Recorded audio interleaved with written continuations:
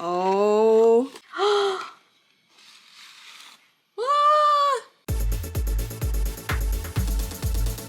Welcome to the Sewing Report. I'm Jen. This channel is all about making sewing and crafts fun and approachable. In a previous video, I showed you how to convert these free with purchase cosmetic bags from Chanel and Christian Dior into more real designer handbags. And I'm back with an update because I picked up some different hardware that I'll be trying out, and I have another bag. So this hardware I purchased from a website called Dress Up Your Purse. They have an actual website and an Etsy shop, and in full disclosure, I just became a recent affiliate, plus I'm also a paying customer.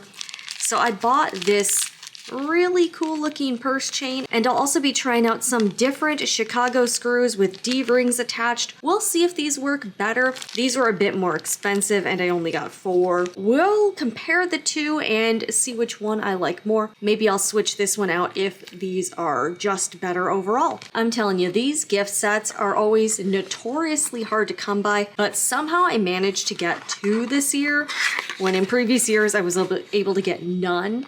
So I not only have the more neutral bag, but now I have the red bag. Oh, isn't this gorgeous? This was the Go-To Extremes mascara set. I've already taken the mascara out and it was $72. So this was actually significantly cheaper than the other set I got that came with the nail polish and the hand cream. I really love the colors of this bag, and I'm not normally even a fan of red. So we're going to be doing the same thing. I've got my punch tool and I've got a tiny screwdriver. As far as supplies go, I've got a clear plastic flexible ruler. I also have this marking pen, which is available in the Sewing Report Etsy shop if you are interested in picking one up. It is air and water soluble, and I'm going to measure about 1/2 inch from this folded line here, as close to the center as I can get it. So like right here.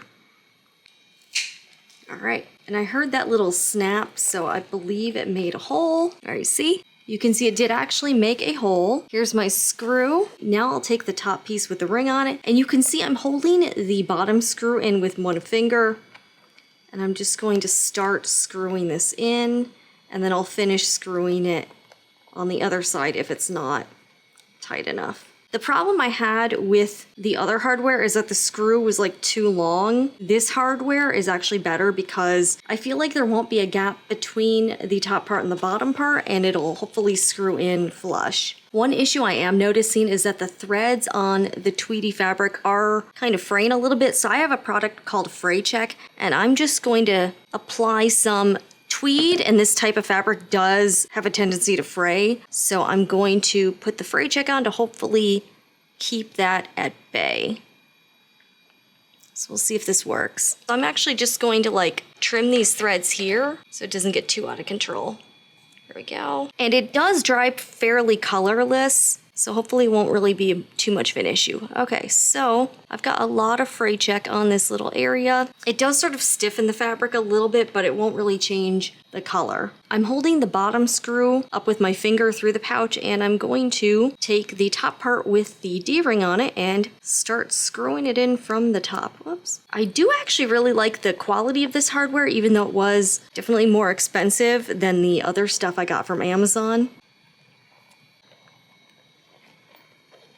And I'm probably gonna hit the edges with more Fray Check just to keep it in place. Yeah, this is definitely better than the other hardware, to be honest with you. The only problem I'm running into is this fraying issue, because like I poked through this thread and these threads are fairly loosely woven. I think this side looks all right. I did put quite a bit of Fray Check. I do really like this hardware, but the base of the hardware I got from Amazon is quite a bit wider, so it hides the fraying better. But the upside to this hardware is, one, I think it looks a little bit nicer, and I also didn't have to add extra layers on the inside to get the hardware to screw in like I did with this one. I'm gonna mark it about here.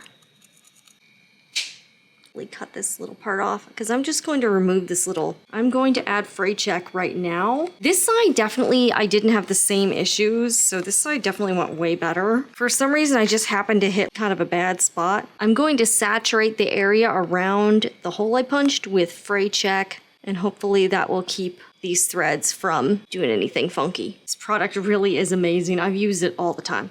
So I'm gonna let that dry for a little bit. We're going to revamp this one too and put in the other hardware because I do like it more. All right, let's remove this, and I will also fray check. So you see, I had to put some extra layers in there just to get the screw to tighten, but with the other hardware, I don't have to do that. The only downside is that the base of the new hardware is just a lot smaller, so I do need to like fray check the edges. This is the one I got from Amazon, and I think this would just be better for something a little bit thicker. That's all I think. See, this bag didn't have any issues with fraying either. It's just that like one side of the red bag. Apply it all around this area just to keep this secure.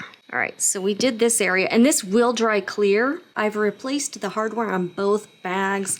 I actually do think I like the dress up your purse hardware a bit more just because it's a bit daintier. There are certainly pros and cons to both. I do wish this base was a little bit wider to cover up more of these frayed edges, but I think the fray check did a pretty good job. Let's put on the gold chain I got from Dress Up Your Purse as well. I believe I got the 39-inch long version. I think it matches the zipper close enough, and it definitely matches the hardware. So let's snap this on. And now you have turned a free with purchase cosmetic bag into a shoulder or a crossbody bag. You could also, of course, use it as a clutch. So there are multiple ways to wear this. It does have a little bit of the thing where it flops over, but if you have anything in the bag, it shouldn't really be a problem. And here we are with a hacked Chanel purse for $72. Where are you going to find a Chanel bag for that price other than this little DIY project? Let me know what you think down below in the comments. Which one do you like better? Do you like the grayish one or do you like the red one? I personally actually like the red one, but I think the grayish version will be better for more everyday stuff and non-seasonal wear. But I'm excited to use these bags. I think they are super, super cute. Let me show you the inside. Even though I did alter the bag, it still has a very clean and neat finish and doesn't take away from what it originally was. This is a great option for anyone that would like to DIY a Chanel bag on the cheap. Anyways, I'm Jen with the Sewing Report. I'll see you guys again in the next video, and remember, whatever you're doing, make it fun.